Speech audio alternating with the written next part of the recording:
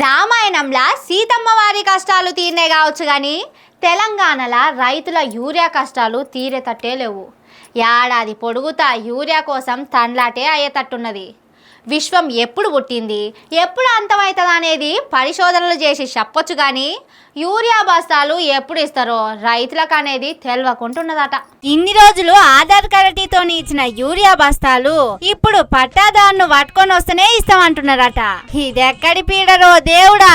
KCR sir ఉన్నప్పుడు ఏది లేకున్నా ఎంతంటే అంత యూరియా తీసుకునే అంత సౌలత్ ఉంటుండే. ఇప్పుడు ఎండకు ఎండి వానకు దడిసి చలికి వణికి సచ్చుడైతున్నదని మస్తు బాధపడుతున్నారట.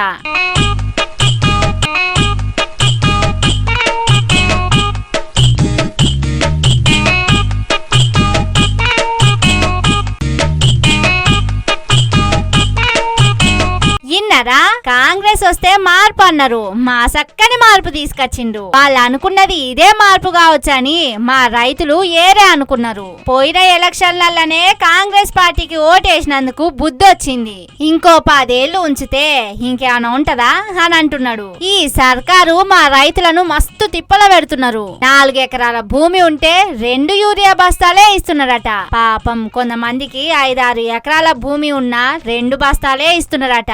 ఇట్లయితే కార్మికులు సమ్మెలు చేసి పని చేయకుండా ఉన్నట్టు రైతులు పంటలు పండించని రోజులు కూడా వచ్చేటట్టే ఉన్నాయి అంటున్నారు. మహబూబాబాద్ జిల్లా తొర్రూరు మండల సెంటర్ల యూరియా ఇచ్చే సెంటర్లల్లా కట్టిన లైన్లు ఓట్లేసినాడు పోలీసులు బందోబస్తు చేసినట్టు యూరియా సంచులను యుద్ధ ప్రాతిపాదికన ఇస్తున్నారు. ఇట్లా సర్కారు చేస్తున్న కృషికి అంతర్జాతీయ శాంతి బహుమతి ఇయ్యాల్సిందే.